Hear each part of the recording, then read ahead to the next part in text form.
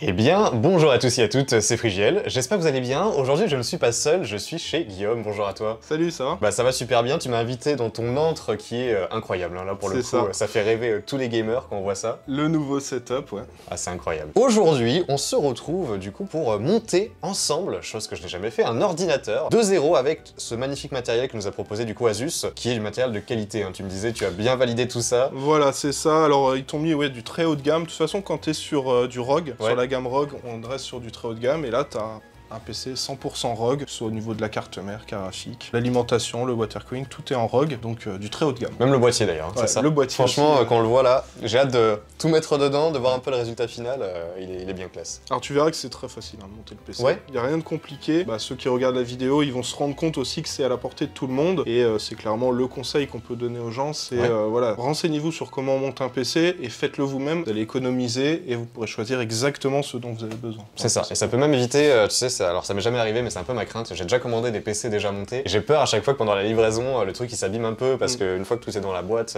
tout est dans le boîtier, c'est un peu plus fragile finalement lors des transports. Donc si vous montez chez vous, au moins vous serez serein, il y a tout qui arrive chez vous. Tant mieux si c'est facile parce que moi je ne l'ai jamais fait comme je l'ai précisé, donc j'ai une petite crainte d'ailleurs, parce que je connais un tout petit peu, c'est au niveau du processeur, tu vois. Moi j'ai peur quand on va arriver à l'étape du processeur, apparemment faut être, voilà, faut faire très attention, avoir les mains propres, tout ça. Bon, on verra ça. Faut faire attention, mais en soi, si on suit différents conseils, normalement on se trompe pas et tout se passe bien. Bon du coup, si la vidéo vous plaît, elle est un petit peu originale pour le coup, c'est le moment de nous le montrer en laissant un maximum de pouces bleus. Et je suis curieux aussi de connaître un petit peu vos setups de rêve, ou du moins peut-être le setup que vous possédez déjà actuellement. Du coup, n'hésitez pas à vous exprimer un petit peu en commentaire, voilà, je regarderai, je comparerai avec ce qu'on va monter aujourd'hui, je suis très curieux, du coup, voilà, n'hésitez pas à nous dire. Alors du coup, première étape, l'étape par laquelle on va commencer, on va sortir la carte mère de sa boîte. Alors là, ils se sont pas moqués de toi, ils t'ont mis une Crosshair 8 Dark Hero, donc très grosse carte mère, qui en soi a toute la connectique qu'il faut, voilà, enfin, tout va très bien fonctionner, mais surtout, c'est une carte mère qui va permettre de faire de l'overclocking. Donc je sais pas si t'en as déjà fait. Ça peut être intéressant. Voilà, niveau VRM, on a tout ce qu'il faut. Ok.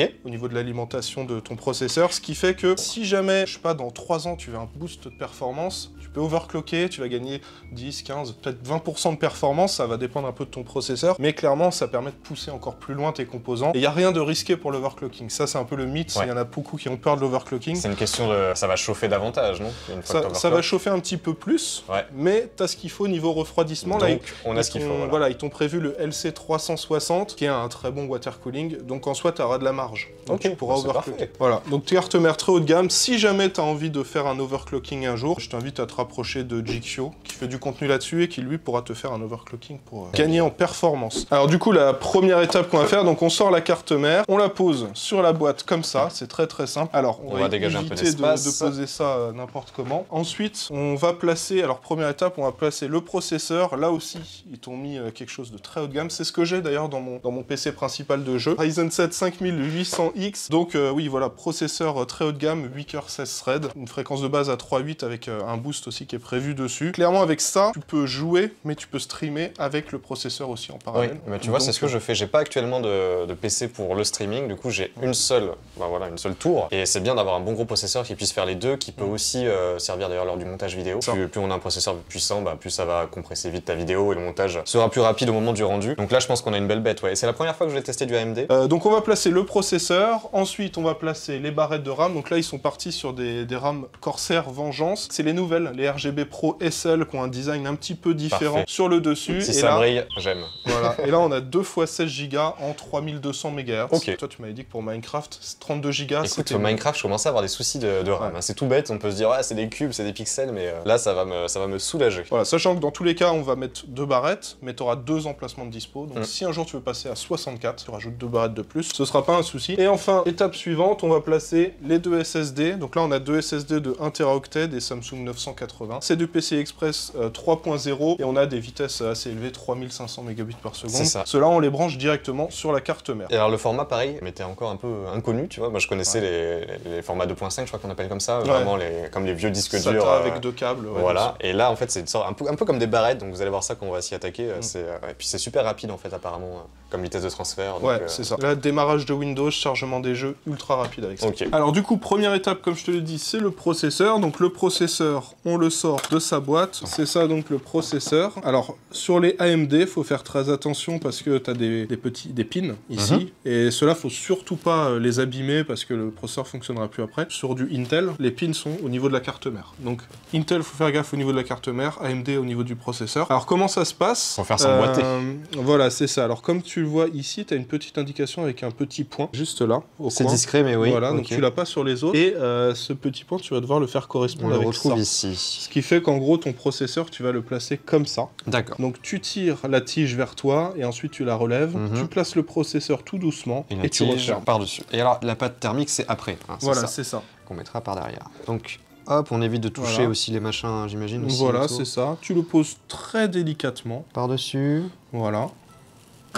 Voilà, ça a l'air d'être il s'emboîte tout seul. Ouais. Alors ensuite, ce que tu fais, c'est tu peux essayer de le bouger gauche-droite pour voir s'il est bien enclenché. Okay. Et là, tu réappuies sur la tige et tu la fais passer en dessous. Voilà. Ça y est, t'as installé pour la première fois ton processeur. C'était compliqué? Non, ça va. Voilà, très facile. On va passer maintenant aux barrettes de RAM. Donc là aussi, c'est très très simple, tu vas voir. Tu sors les barrettes de RAM de la boîte. Là, on a 2 barrettes et on a 4 emplacements. Ça peut varier d'une carte mère à une autre, mais en général, les slots à utiliser, c'est le 2e et le 4e quand on n'a que 2 barrettes. Et ensuite, on rajoute sur le 1er et le 3e. Est-ce que c'est pour une question thermique ou c'est pour une question plutôt de données? Non, c'est pour les performances. Ok, c'est vraiment les données. Mieux quoi. comme ça. Ouais. Si tu mets 1 et 2, tu vois, tu n'auras pas le dual channel. Donc là, c'est pas compliqué, tu vois, tu as un petit détrompeur sur le milieu. Parce que c'est pas aussi long de chaque côté. Voilà, ce qui fait que tu vas pouvoir la mettre que dans un sens. Donc tu regardes dans quel sens et après tu mets la barrette. Voilà, ce qu'il faut, Hop. Il me semble qu'il faut appuyer un petit peu, hein. Voilà, c'est ça.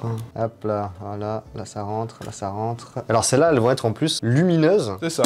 Ça, c'est quand même assez cool. Elles sont RGB. Cool. Donc là, barrette de RAM installée. Est-ce que c'était compliqué? Non, ça c'est vraiment très simple à changer. Voilà, et tu vas voir que les SSD, ceux-là c'est du format M.2. Je vais t'en prendre un. Voilà, ça aussi c'est très très simple, on a des vis à enlever ici et des vis à enlever là. Donc là tu vois, tu as un emplacement ici en dessous de cette plaque et un emplacement en dessous. Alors les plaques, si tu te demandes, c'est pour la dissipation thermique. Ah ok. Tu verras, il y a un petit pad en dessous qui récupère la chaleur du SSD et qui dissipe. Ah, on va les remettre par-dessus? Voilà, c'est ça. Ah ouais, ok. Ça doit être vraiment plus petit que ce que j'imaginais en fait. Hein. Alors petite info, si vous demandez quels outils vous avez besoin pour monter un PC, un tournevis cruciforme, ça suffit, pas besoin d'autre chose. Donc là, on va dévisser, tu vois, ces emplacements. Regardez-moi ça, la taille de ce SSD, c'est vraiment, c'est minuscule. 1 Teraoctet là-dedans. Alors ici, on a juste donc à dévisser. J'ai une furieuse envie d'enlever les petits plastiques par-dessus les dissipateurs. Il vaut mieux le faire à la fin. À la fin, comme ça on évite de mettre des traces de doigts. Aussi parce que ici on va placer la carte graphique et des fois ça peut rayer un petit peu. Alors là je te laisse prendre le SSD. Alors je vois qu'il y a des broches.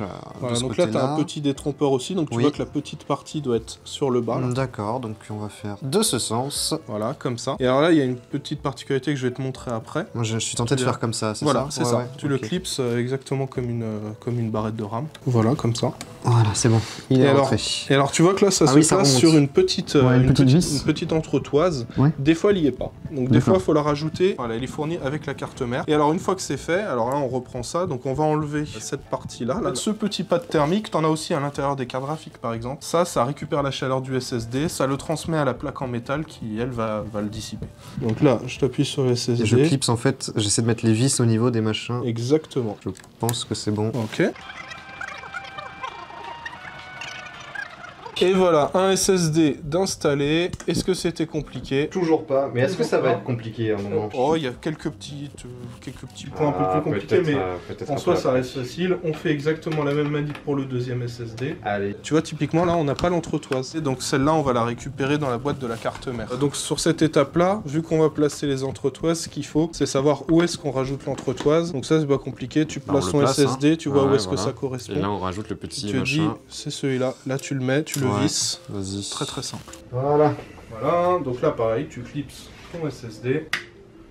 Exactement. Et ensuite, on a une toute petite vis là. C'est bon. Voilà. Et hop, même étape, tu revises pas. Ok. Et voilà. Parfait. Donc, on a en gros la toute première partie du build, processeur, barrette de RAM et les 2 SSD d'installer. Alors du coup, là, on a fait la première étape. Ce qu'on va faire, c'est que on va déballer l'alimentation. On va regarder un peu tous les câbles dont on a besoin. Donc là, tu regardes combien il en faut pour le processeur. Combien il en faut là pour la carte mère, ça change pas. Combien il en faut pour la carte graphique. Donc on fait ça, on branche tous les câbles dessus vu qu'elle est modulaire. On la place dans le boîtier. Donc boîtier très haut de gamme aussi de chez Asus, c'est le Rockstrix Helios. On place l'alimentation dedans. Ensuite on fixe la carte mère dedans. On va ensuite placer le water cooling, faire la connectique du boîtier dessus. Et enfin on mettra la carte graphique. Alors on passe maintenant à l'alimentation. Donc toi c'est la Rocktor de 850 watts, certifiée 80 plus Platinum. Donc Platinum ça va être le rendement. Alors donc on a un petit compartiment ici avec les câbles. Alors voilà, donc là vu que c'est une alimentation modulaire, tu vois, c'est nous qui choisissons tous les câbles qu'on met. D'accord, on en branche autant qu'on en a besoin. Voilà, on met que ce dont on a besoin, comme ça évite d'avoir des câbles pour rien dans le PC. Donc là on a le câble pour la carte mère, donc celui-là on en a besoin. Et on va surtout regarder la carte graphique. Dès maintenant, regardez-moi ça. Voilà le petit bijou qui est actuellement très difficile à trouver. Regardez-moi la taille de cette carte graphique. Donc là, sur le dessus, on voit que c'est 2 x 8 pins. Ouais. Donc on va prendre du 2 x 8 pins. Alors maintenant qu'on a tous nos câbles, il n'y a plus qu'à brancher. Le tout petit, il se met là. Ah oui, c'est celui-là. Celui-là, c'est vraiment très particulier de cette alimentation. Il y a de fortes chances que vous n'ayez pas ça sur la vôtre. Vous êtes jaloux, hein? Moi, j'ai un câble en plus. Voilà. Donc on a tous nos câbles de brancher. Et ça, on va le placer directement dans le boîtier. Bah ouais. Et là, tu as juste à rentrer tous les câbles à l'intérieur et ensuite rentrer ton alim. Ok, je vois.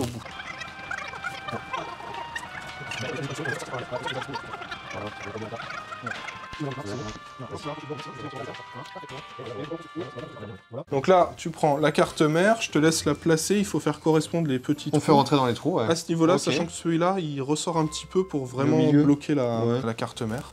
Voilà.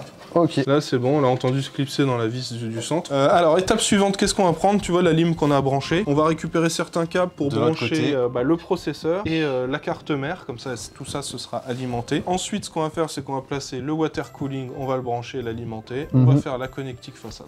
Voilà. Bon. La carte mère, le processeur sont alimentés. Ouais. Ce qu'on va faire maintenant, on va s'occuper de toute la connectique façade et on va placer le water cooling. Tu préfères commencer par quoi? On peut faire les deux. Le plus... Ouais, vas-y, pour le coup, je sais pas. Hein. Eh ben, let's go sur le water cooling. Ouais, on va le fixer. Donc là, on va placer les 3 ventilateurs. Alors, on a des vis. On a des vis, qui doivent être là-dedans. Tu mets ça comme ça, tu le fais sur les 4 pour les 3 ventilateurs. Donc, il y a 12 vis à placer. Alors, donc là, on a fixé les ventilateurs. Prochaine étape, ça va être de fixer le bloc water cooling sur le CPU.